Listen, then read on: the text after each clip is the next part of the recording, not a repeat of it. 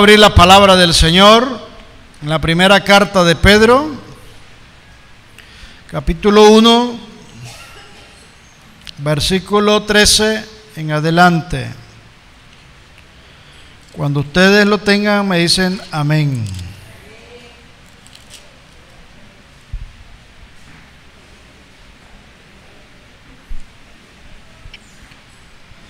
Primera de Pedro, capítulo 1, versículo 13 en adelante, leemos la palabra de Dios, honrando al Padre, al Hijo y al Espíritu Santo, bendito de Dios.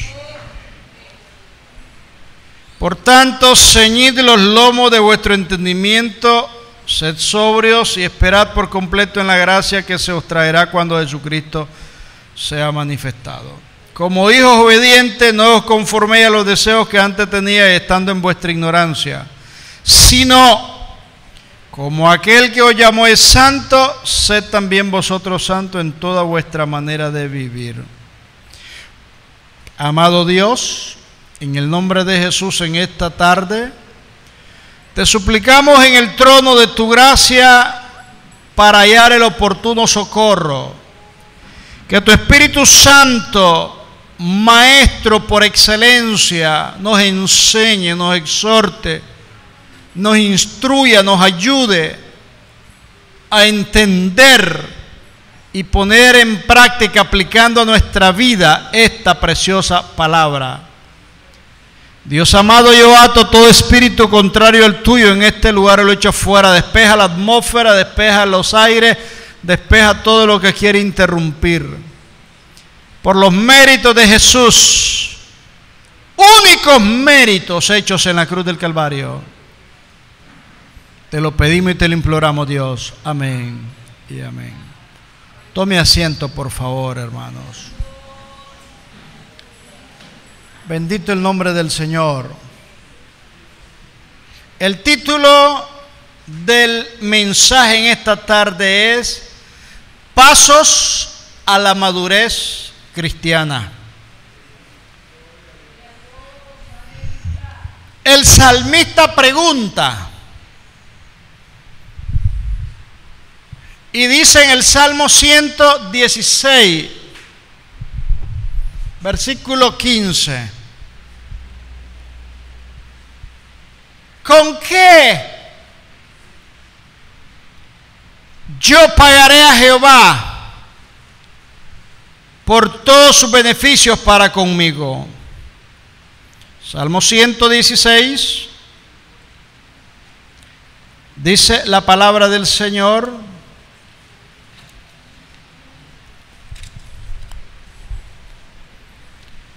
dice la palabra del Señor en el versículo 12, dice: ¿qué pagaré a Jehová por todos sus beneficios para conmigo? Él es un hombre que está agradecido con lo que Dios ha hecho en su vida. Él reconoce que Dios lo ha sacado del lodo cenagoso. Su vida ha estado al borde de una inminente muerte. Y dice: amo a Jehová, pues ha oído mi voz y mi súplica, por tanto le invocaré todos los días de mi vida. Y él hace una pregunta importante que todos en esta tarde debemos hacerla. ¿Qué es lo que yo debo de hacer como un acto de agradecimiento para con Dios por todo lo que Él ha hecho? Hoy en la mañana 5 hermanos dieron de manera pública testimonio de su fe en Cristo, de lo que el Señor ha hecho en cada uno de ellos en su vida. Cada uno de ellos tiene una historia que contar. Cada uno de ellos tiene su propia experiencia, de la cual nadie podrá vivir lo que ellos viven. Cada uno de nosotros somos responsables ante los ojos del Señor de nuestra propia vida espiritual. El Señor se reveló un día en nuestras vidas. Lo aceptamos como Señor y Salvador. No lo aceptamos porque quisimos. así por así, el Espíritu Santo empezó a tratar con nosotros. Y quizás no fue un día, 2 días, sino fue mucho tiempo. Alguien oraba por nosotros. Y de pronto el Espíritu Santo nos quebranta, nos rompe la venda de la ceguera espiritual y dijimos: yo necesito a Jesús como Señor y Salvador. Sin el Señor yo no puedo hacer nada. Y dijimos: yo acepto a Cristo como Señor y Salvador. Pero después de esa decisión, ¿qué? ¿Para qué somos salvos? La salvación es un acto gratuito de Dios, libre, voluntario, espontáneo. A Dios nadie lo obliga. Él se la ofrece a la humanidad entera. El que la quiere tomar, la toma. El que no la quiere tomar, no la toma. Hoy es domingo. Estamos aquí en la iglesia a pesar de las limitaciones que hay por el calor. Pero fuera de esta iglesia hay miles de personas que de manera libre y espontánea han tomado decisiones para estar en otros lugares. Y Dios no obliga a nadie. No obliga el Señor a nadie. Entonces, los 5 jóvenes que hoy dieron testimonio, al igual que nosotros lo hicimos un día, lo hicimos como un acto libre, voluntario y espontáneo. Y el Señor entró a nuestras vidas. Y después de la salvación, ¿qué? Después de la salvación tenemos a partir de ahí una responsabilidad. El gozo de la salvación pronto se va disipando en la medida en que nosotros vamos caminando la vida cristiana. Aquella alegría se va terminando porque de pronto empezamos a enfrentar pruebas, luchas, tribulaciones. Y empezamos a enfrentar problemas entre el hogar, entre los mismos hermanos, en el trabajo, problemas dentro de nosotros mismos. Entonces, ¿para qué yo he sido salvo? El primer paso que voy a dar es que soy salvo para ser santo, porque sin santidad nadie verá al Señor. Pablo le escribe a la iglesia de Filipo, a los santos de Filipo, a los santos de la iglesia de Colosa, a los santos de Corintio. Los santos eran los hermanos que habían aceptado a Cristo como Señor y Salvador. ¿Y quiénes somos los que estamos aquí? ¿Quiénes son los que están conectados a través de la página web? En su mayoría somos redimidos por la sangre de Jesús y somos santos para Dios, aunque la gente piense otra cosa. ¿Qué es la santidad?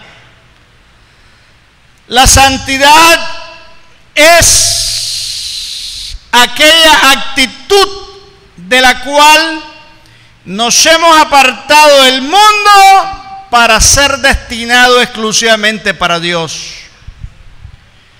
Y Dios nos ve a través de la santidad perfecta en Cristo. Podamos tener defectos, sí los tenemos. Podamos tener faltas, sí las tenemos. Pero Dios a usted y a mí nos mire en la perfecta santidad de Jesucristo. Es en esa relación a la obra de la cruz que se puede decir que todo creyente es santo. Y esta obra es importante, esta obra es muy significativa, porque el hecho de que Jesús esté dentro de nosotros, delante de nosotros, al lado, atrás, arriba, abajo, el Padre nos mira en Jesús. La carta de los Hebreos, capítulo 10, versículo 14 en adelante. Dice: porque con una sola ofrenda hizo perfectos para siempre a los santificados. ¿Quiénes son los santificados? Usted y yo. ¿Cuál es la ofrenda perfecta? El sacrificio de Jesús en la cruz del Calvario.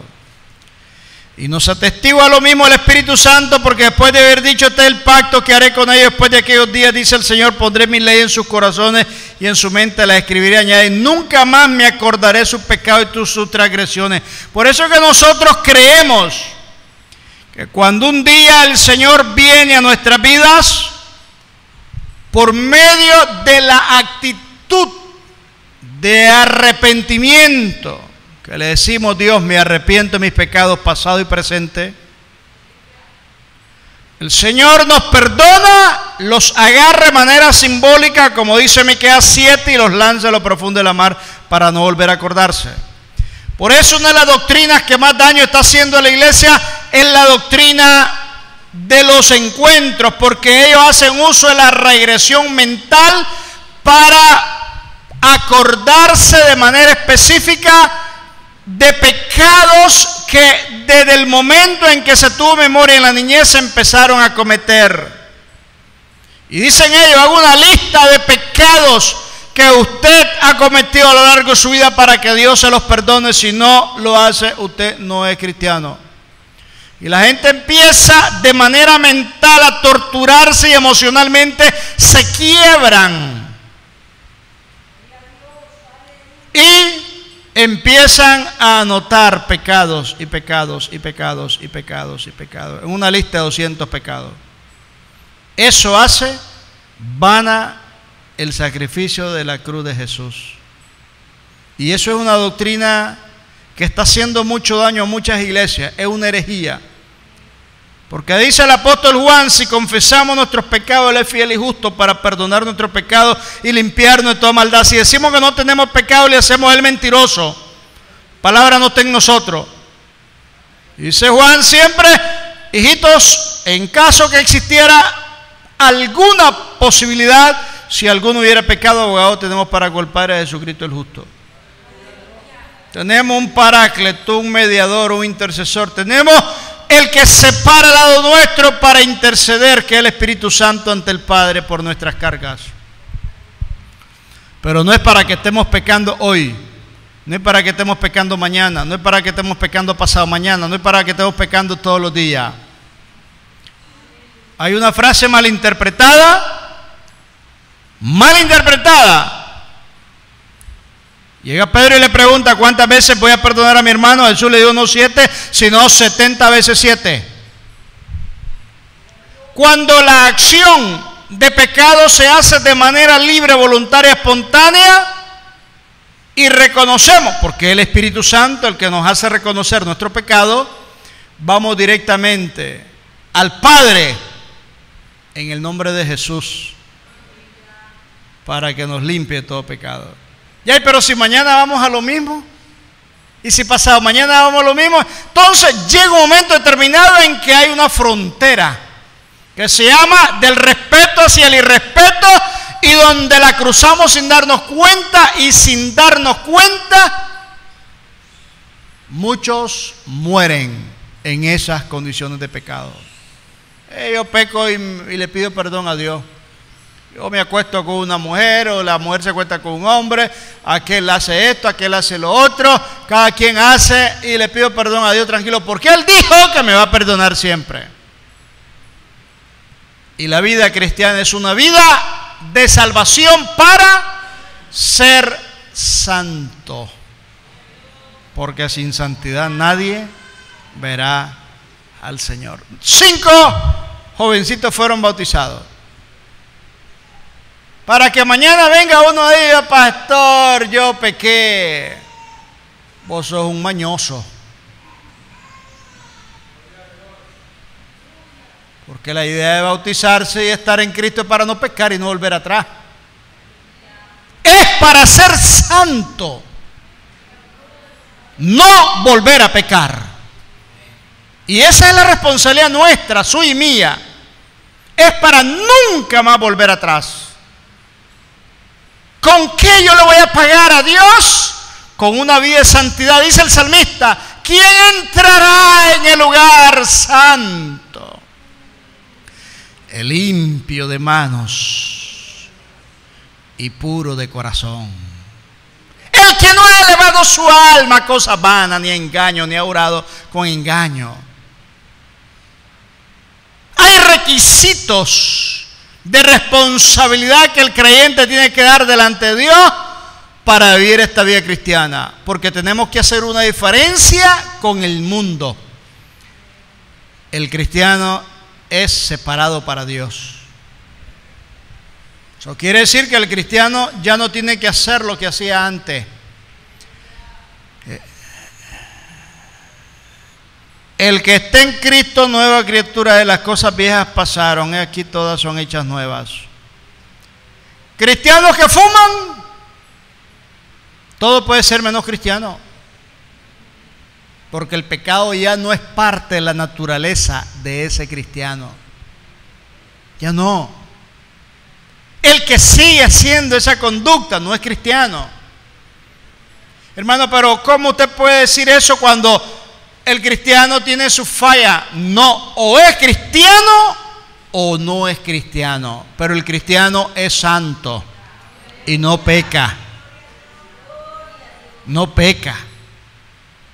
Hay conductas de pecado de la cual lo hacíamos antes, pero ahora somos santos para Dios.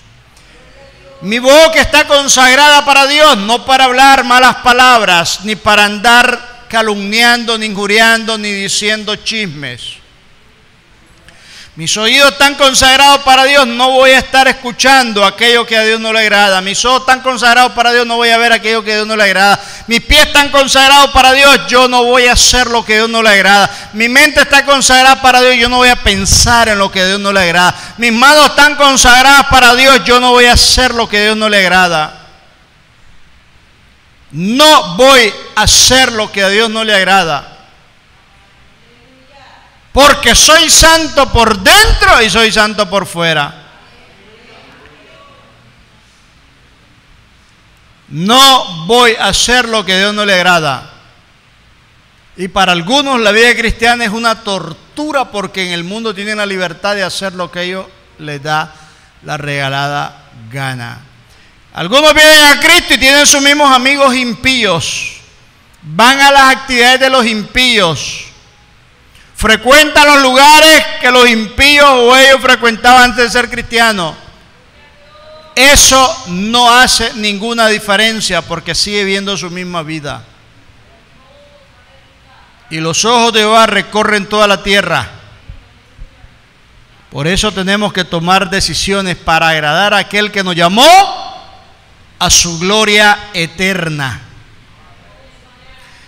Y ahora con esto de las redes sociales se abre un mundo de posibilidades para que muchos hagan y deshagan. Algunos oran tan poco, pero tienen más tiempo para estar conectados a las redes sociales. Y lo lindo de las redes sociales es que encontrás cosas buenas, pero también encontrás cosas que no son buenas. Dentro de un espectáculo, la gente te manda miles de fotografías, a las más absurdas y ridículas, y siempre hay comentarios de uno para con otro. Ese tiempo, hermano y hermana, que estás perdiendo para estar viendo fotografías de payasos y de gente que no tiene sentido a la vida, no perdas tu tiempo y dedícate a orar al Señor. Si yo les preguntara aquí en la iglesia cuántos tienen Facebook, pienso yo que la mayoría. No es malo. El problema es cuánto tiempo le da usted o le doy yo al Señor. Yo no tengo Facebook, y con esto no quiere decir que usted debe tenerlo o no tenerlo. Es una decisión suya. Lo que yo le estoy diciendo es que el tiempo mayor que usted invierte determine el grado de relación que tenga con el Dios de los cielos o no. ¿O no? No.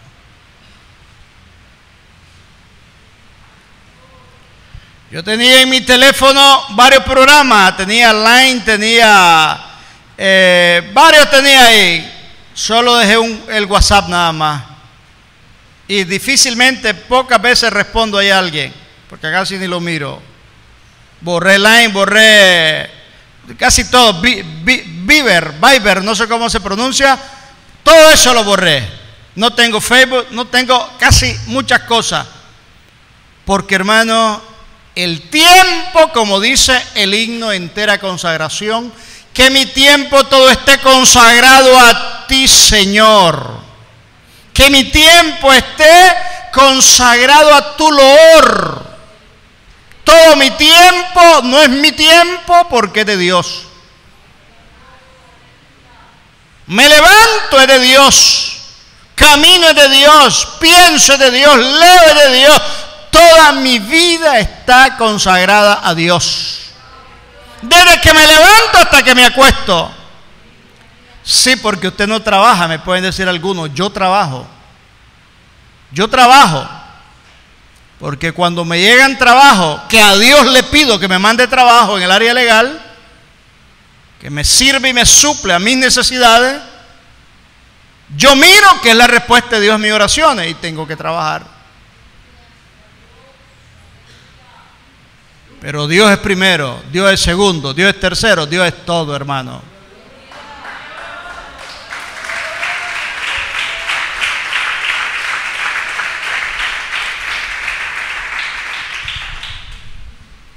Hemos tenido un proceso hacia la madurez cristiana. Aceptamos a Cristo como Señor y Salvador, nos bautizamos en agua en obediencia al mandato de Jesús, luego somos salvos para ser santos, somos luz y sal ante este mundo para que el mundo mire a Cristo en nuestra vida.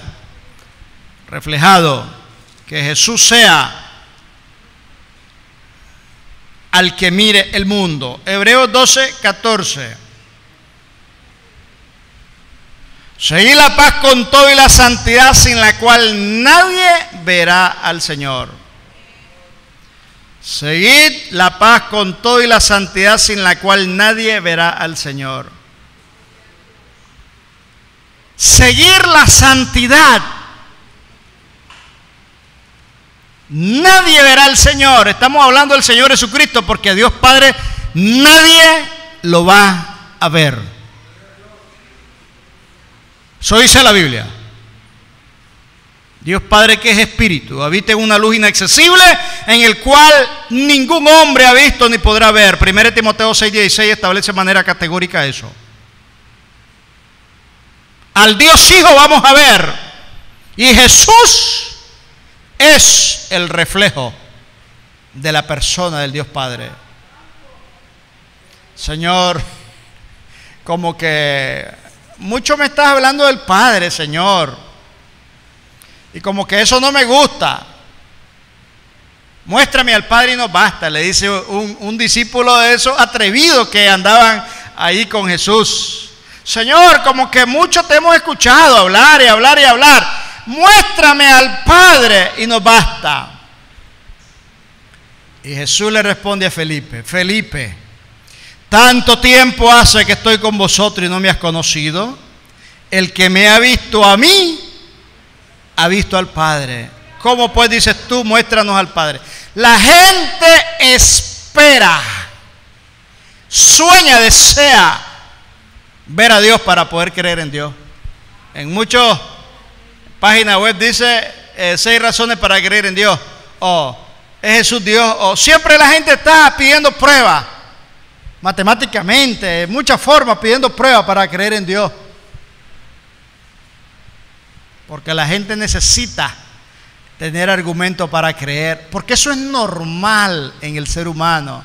Si el mismo discípulo de Jesús, Felipe, le pregunta eso: tú hablas del Padre de que te conocimos, pero no lo hemos visto. Mostrámelo para yo poder creer en el Padre. Mostrámelo. No es pecado. Eso no es pecado. Pero la respuesta de Jesús nos calma y nos dice que Jesús es la expresión viva del Padre. Una persona le dijo: Señor, si tú existes, estaba en el cuarto ahí orando en la oscuridad, si tú existes, a que se me mueva, Señor, un objeto y haya un ruido y un sonido y todas las cosas. A la gente le gustan esas cosas de emociones. Yo y usted, o usted y yo, no nos movemos por emociones, nos movemos por fe en la palabra de Dios. Los cielos cuentan la gloria de Dios y el firmamento anuncia la obra de sus manos. Creemos en Dios porque la Biblia de manera categórica dice que Él existe, punto. No vamos a estar sacando conclusiones profundas. ¿Y quién hizo a Dios? ¿Y cuándo lo hizo? ¿Y cómo lo hizo? No, punto. Génesis 1, en el principio creó Dios los cielos y la tierra. Juan 1 dice: en el principio era el Verbo, y el Verbo era con Dios, y el Verbo estaba con Dios. Todo cristiano que empieza su vida debe de empezar en el marco del respeto, dirigiéndose a Dios en una actitud siempre de que Dios está presente, de que todo lo que se haga, nada se le va a esconder al Señor. Nuestra santificación es algo perfecto y consumado, y Dios nos ve sin mancha ni defectos. Él nos mira sin defectos. Había una iglesia dispersa en el tiempo de Pablo, le dirige las cartas y a los santos que están en Filipo. Salimos a la afuera y yo le puedo decir a los hermanos: santo, santa, y la gente se va a reír.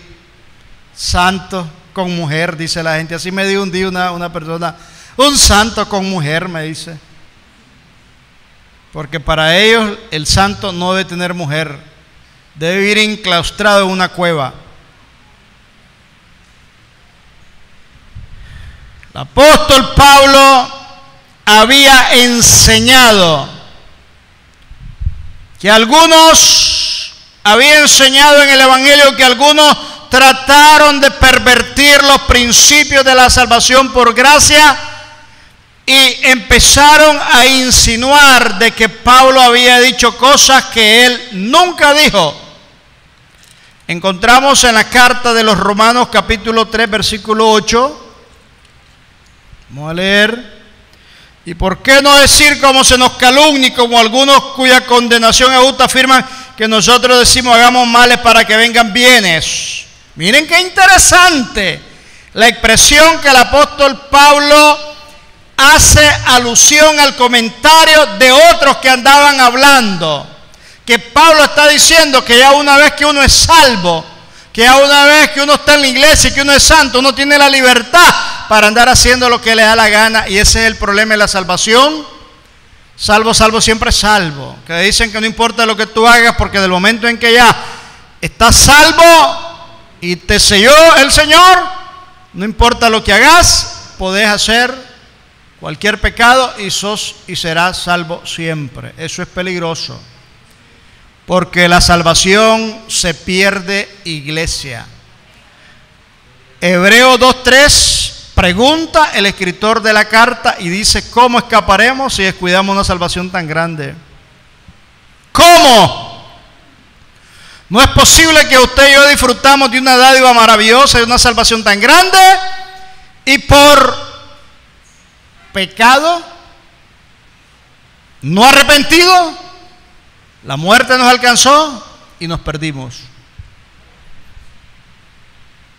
Y nos llevamos hacia una eterna condenación. Yo he estado reflexionando y digo: ¿cómo voy a olvidar? Mi oración a Dios todos los días es: Dios, haz que nunca me olvide yo de donde tú me sacaste, para que el temor tuyo siempre esté en mi corazón. Y a veces yo hago ejercicio, a veces yo medito y me pongo a pensar y digo: ¿cómo Dios me salvó de aquella inminente muerte? Estaría hace años en el infierno pegando grito. Como Dios me salvó de aquel accidente, como Dios me salvó de morir baleado, como Dios me salvó de morir desnucado, y empiezo yo a recordar y digo: ¿cómo voy a apartarme de Jesús, habiéndome Él salvado, guardado, dado una salvación tan grande? Sería el bruto, más bruto de los brutos en el mundo, que yo me aparte de Jesús y regrese a la vida de pecado. Hermano, porque eso es locura. Ustedes no se han puesto a pensar que es locura lo que el mundo hace.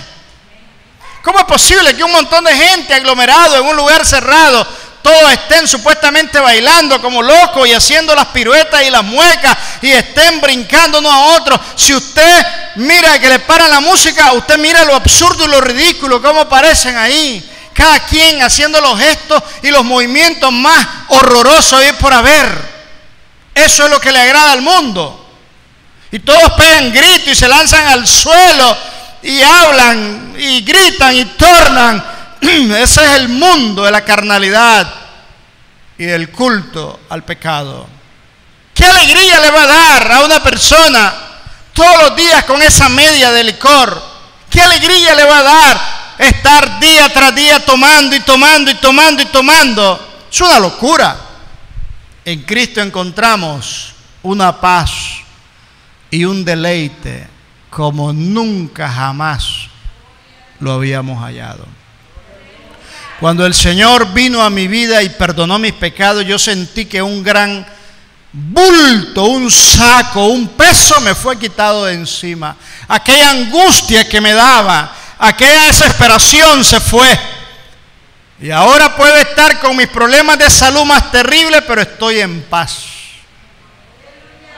Puedo enfrentar los problemas de cualquier naturaleza y estoy en paz a mi alma y a mi espíritu. Porque yo sé que ahora alguien me lleva en sus brazos de amor y de ternura, que se llama Jesucristo. Démosle un aplauso al Señor.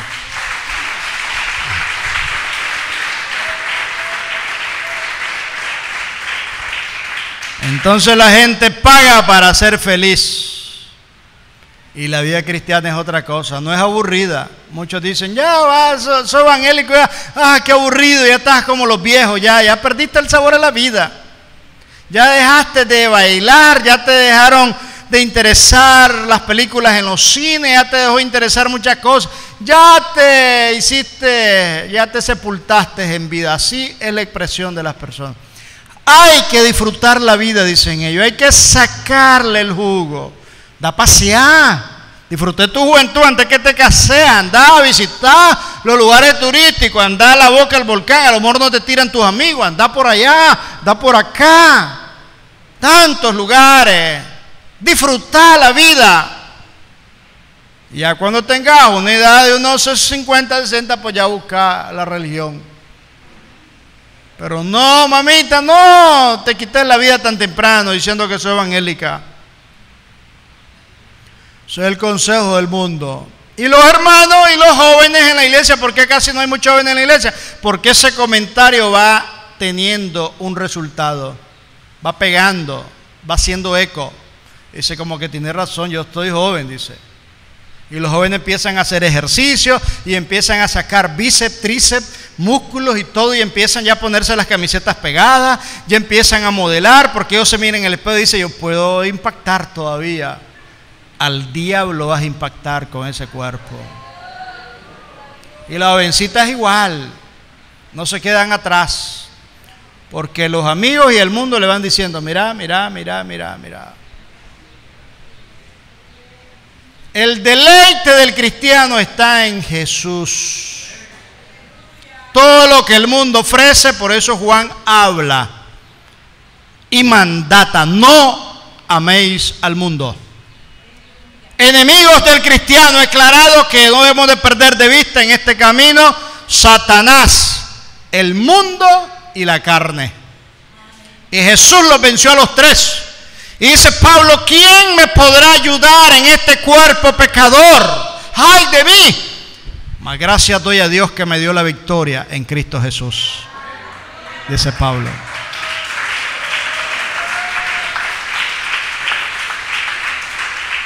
¿Qué tenemos que hacer para vivir una vida de santidad en deleite con Dios? Tenemos que orar todos los días, apartar tiempo para Dios, con reverencia. Usted tiene que saber dirigirse a Dios. Hay hermanos que son hasta irrespetuosos en la oración con Dios. Personas que me han dicho a mí, yo le digo al hombre y que le digo al no sé quién, y según ellos una confianza de tú a tú, quieren tratar a Dios. Y Jesús nos enseña la oración. Padre nuestro que estás en los cielos, santo sea tu nombre. Una reverencia total. Jesús nunca necesitó orar el Padre Nuestro, sino que lo dio como un modelo No para que lo repitamos, sino para que entendamos la reverencia al Padre. Porque el Padre nuestro dice, perdona nuestros pecados como también nosotros perdonamos a los deudores, perdona a los que nos deben, así como nosotros perdonamos, algo así más o menos. Y Jesús nunca necesitó hacer esa oración porque no necesitaba de qué arrepentirse. No necesitaba de qué arrepentirse, porque Él nunca cometió pecado. Santo, y no hubo engaño en su boca. De sus labios no salió ni una expresión de injuria, ni de calumnia, ni de ofensa. Y lo que Él dijo fue veraz. Fue veraz. Ay, pero en Mateo 23, hermano, eso como que está duro ese capítulo. Cómo le tira a los fariseos y a los escribas y a los religiosos. ¡Ay! ¡Ay! Más de 10 hay. Sí, porque Jesús no puede apartarse o hacerse la vista gorda ante todos estos mercaderes de la fe. ¿Cómo es posible que a personas sinceras se les cobre para que crezcan espiritualmente en todas las actividades? ¿Cómo es posible que te cobren para que aprendas a orar? Un hombre escribió un libro y que se titula ¿Cómo oír la voz de Dios? Pero vale, creo que $22 el libro, algo así. ¿Cómo es posible que hagas negocio de esas cosas? Y a lo mejor no es cierto, ni ellos mismos escuchan la voz de Dios. Porque no es posible que ese libro valga más que la Biblia. Y la Biblia es la palabra de Dios. Si usted y yo queremos escuchar la voz de Dios, tenemos que tener una vida de santidad y una comunión con el Dios de la Biblia. Cuando oramos le hablamos a Dios. Cuando leemos la Biblia, Dios nos habla a cada uno de nosotros. Debemos destinar tiempo para leer la palabra. Debemos de congregarnos. El escritor de la carta de los Hebreos dice en 10:25, y no dejando de congregarnos como algunos tienen por costumbre, mala costumbre de algunos que no se congregan. Y otros que se congregan pero llegan al final, al amén. Y otros siempre están poniendo excusa. Siempre, siempre, siempre. Porque vienen una vez al mes o una vez a la semana y siempre están diciendo, no, es su problema con Dios, a mí no me diga nada. Problema con Dios. Y yo por eso vivo una vida tan tranquila que yo digo, el que quiera venir que venga, el que no quiera venir que no venga, es problema de cada quien con Dios. Yo no voy a andar chinchineando a nadie. Porque es como que la gente le quiere hacer un favor a Dios. Voy a la iglesia porque ya me tiene cansado el pastor para que me mire. No, a mí no me interesa si venía o no. A mí lo que me interesa es que no te vayas al infierno. Eso es lo que me interesa. Mi deber es orar, mi deber es hablarte la palabra, mi deber es ayudarte, mi deber es instruirte. Pero la obediencia, cada quien tiene que hacerla delante de Dios. Es difícil, hermano, vivir la vida cristiana. Es difícil vivirla sin Cristo, pero con Cristo todo lo podemos hacer. ¿Cómo compaginamos los caracteres en la iglesia? Imagínense ustedes tantas diferencias que pueden haber. Tenemos que amarnos a pesar de las diferencias. Los caracteres de uno son más fuertes que los de otro. Pero Dios nos manda a amarnos. Yo tengo que amar al hermano o a la hermana a pesar de las diferencias. Tengo que amarlo, porque ese es el mandato que el Señor me da. Y le dije a una persona en días pasados en la oficina, le dije, usted tiene que amar a esa persona, tiene que perdonarlo y tiene que orar por ahí. Me dijo, no creo que lo vuelva nunca a ver más. Así me respondió. Y el pastor. Mano, esto no es de hablar, esto es de vivir la vida cristiana. Personas que ni siquiera disimulan su conducta carnal y tienen años de estar en la iglesia y no quieren madurar espiritualmente. La pregunta que usted y yo no debemos de hacer es, ¿cómo hubiera actuado Cristo en mi lugar? ¿Cómo hubiera actuado Jesús en mi posición? Entonces nosotros entendemos que tenemos que actuar como verdaderos cristianos. A veces se dan entre los mismos hermanos en la iglesia negocios y transacciones. Hay un préstamo, le presta uno al otro. Dinero, ¿verdad? Le presta dinero. Si el hermano le paga, usted dele gracias a Dios. Si el hermano no le paga, usted dele gracias a Dios. Pero muchos se van de la iglesia por eso. Yo, José Luis Noero, el pastor de esta iglesia, cometí un día un error. Vino una hermana y me dijo: hermano, yo necesito que usted me ayude a ser fiador de un préstamo que van a hacer el banco. Está bien, mi hermana, yo creo que perfectamente bien. Era una hermana recién convertida, se iba a bautizar. Y dije: yo voy a apoyar a la hermana. ¿Cuánto es el préstamo? 1.500 cordos. Estamos hablando de más de 12 años eso. 1.500 cordos. Digo yo, pues si no lo paga ella, lo pago yo. 1.500 pesos es digerible. Cuando llego al banquito, me enseñan el crédito aprobado y me enseñan que son 5.000 cordos, y la hermana está al lado de la hermana: pero usted me dio 1.500, usted me está mintiendo. Lo que pasa, hermano, es que usted tiene un buen ingreso y su colilla da para eso y para más. Y me aprobaron 5.000 pesos. Yo molesto conmigo mismo, porque me toma del pelo. Le firmo el crédito y digo: usted y yo acordamos, palabra de caballero, 1.500 pesos, y ahora me sale con 5.000 Córdoba. Y le digo: hermana, no me haga quedar mal, pastor, no lo voy a hacer quedar mal. Y se me ríe en la cara. Solo una cuota, Dios. Cuando el banco te empieza a hostigar día y noche, son peores que los que buscan a los delincuentes. Día y noche, teléfono, celular, en la casa, las motos. Es una angustia. Y digo yo: ¿y por qué me andan buscando tanto? Porque usted no ha pagado. Pero yo no debo. Sí, pero usted es fiador de la fulana de tal. Ay, hermano, discúlpeme, esto ya lo resuelvo. Tuve que ir a conseguir no solo los 5.000, sino más los intereses. 5.000 y resto de Córdoba para pagar toda la deuda. Pasó, ¿verdad? Porque era mi palabra la que yo empeño. Y le digo a la hermana: hermana, vaya a pagar, porque me hizo quedar mal. Nunca más volvió a la iglesia. Porque le dije que fuera a pagar, se molestó conmigo porque le dije que fuera a pagar y se fue a la iglesia y nunca más volvió a la iglesia. Y perdí a la hermana que con mucho amor y aprecio y cariño estaba en la iglesia, y perdí mi dinero. ¿Por qué? Porque a veces uno confunde. Yo no le hice nada indebido, ni fui al juzgado, ni a la policía, nada. Yo asumí la pérdida, ¿pero qué? La hermana se molestó cuando le dije: hermana, vaya a pagar. Y eso, hermano, se da en las iglesias de manera constante. Y no es posible que un hermano se aparte de Cristo por problemas entre dos hermanos. Jesús no tiene nada que ver en los acuerdos, contratos, transacciones de los hermanos. Dios no tiene culpa, pero eso abunda en muchas iglesias.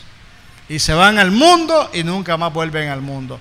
Usted debe estar dispuesto a asumir las pérdidas hasta donde sea posible. ¿Por qué?